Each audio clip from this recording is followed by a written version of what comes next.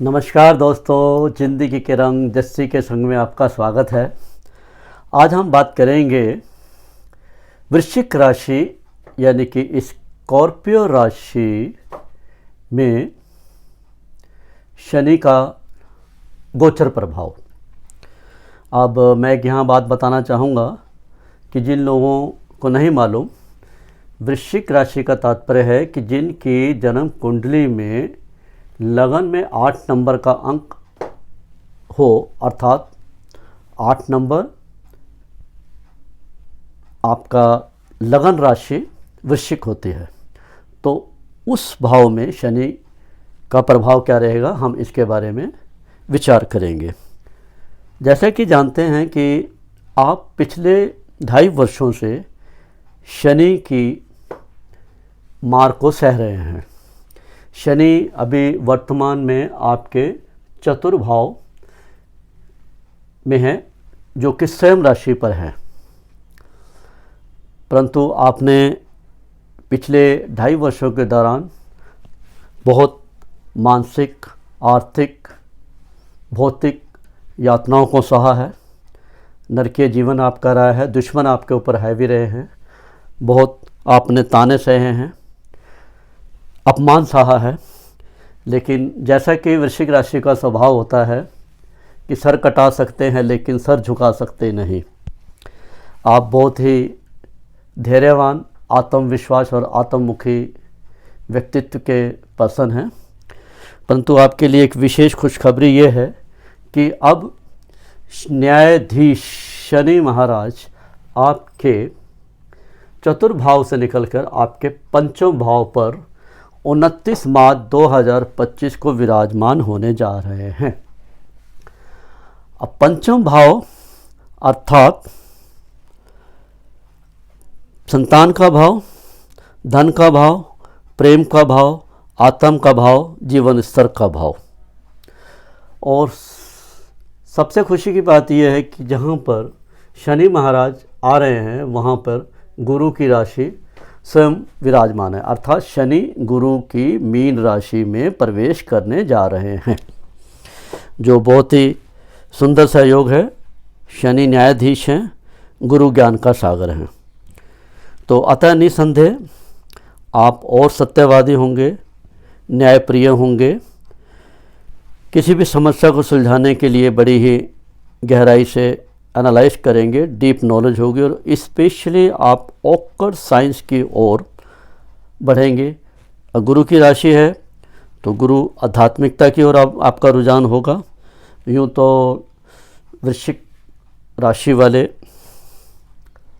बड़े ही बुद्धिमान होते हैं, अंतर्मुखी होते हैं, यूँ कहिए कि प्रैक्टिकल होते हैं। एक कंप्यूटराइज सिस्टम उनके अंदर सब फिक्स होता है, और आने वाले समय में शायद आप अलगाववाद की ओर बढ़ सकते हैं, डी अटैचमेंट की तरफ बढ़ सकते हैं। एकांतवास आपको अच्छा लगेगा, स्वयं से अंतर्मुखी होने का आपको एक विशेष अनुभव की प्राप्ति होगी, क्योंकि पंचम भाव संतान का भाव है, प्रेम का भाव है। अतः हो सकता है कि संतान पक्ष से आपको थोड़ी सी तकलीफ़ें हों। अभी डी अटैचमेंट आपका बना हुआ है, अपनी लाइफ पार्टनर के साथ भी आपकी थोड़ी अनबन बन सकती है, लेकिन गुरु आपको ज्ञान देगा, अपनी ज्ञान दृष्टि से आप उस समस्या को भी पार कर लेंगे। तो आइए आज बात करते हैं कि शनि की 3 दृष्टियां आपके बाकी भावों पर कैसे पड़ रही हैं। जैसे कि हम जानते हैं कि शनि की 3 दृष्टि है, तीसरी, 7वीं और 10वीं।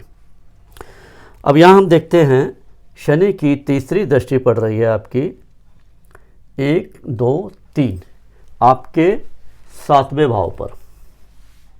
7वें भाव पर अर्थात आपके वैवाहिक जीवन से संबंधित भाव पर, पति पत्नी के रिश्तों के भाव पर।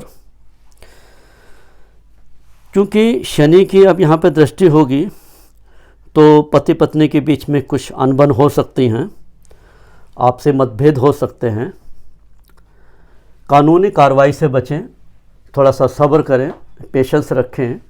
और सबसे खुशी की बात यह है कि वर्तमान समय में अभी गुरु यहाँ पर विराजमान हैं, जो कि रहेंगे आपके 14 मई 2025 तक। तो आप इस समस्या को भी सुलझा देंगे और निसंदेह आपका आगे का जीवन भी सही रहेंगे। थोड़ा सावधान रहिए। अब हम बात करते हैं शनि की 7वीं दृष्टि की। जैसे कि देख रहे हैं आप 7वीं दृष्टि कहाँ पड़ रही है, 1 2 3 4 5 6 7 आपके लाभ भाव पर, सुख समृद्धि के भाव पर। और यहाँ पर जो है 6 नंबर की राशि है, कन्या राशि में वो विराजमान हो रहे हैं। 11वां भाव लाभ का भाव है। आपके इनकम सोर्स बढ़ेंगे, इनकम के नए सोर्स आपको मिलेंगे, लाभ और समृद्धि बढ़ेगी, आपकी कामनाओं की इच्छा होगी, पूरी होगी, कार्यों को सफलता मिलेगी, आप तरक्की के रास्ते पर अग्रसर होंगे।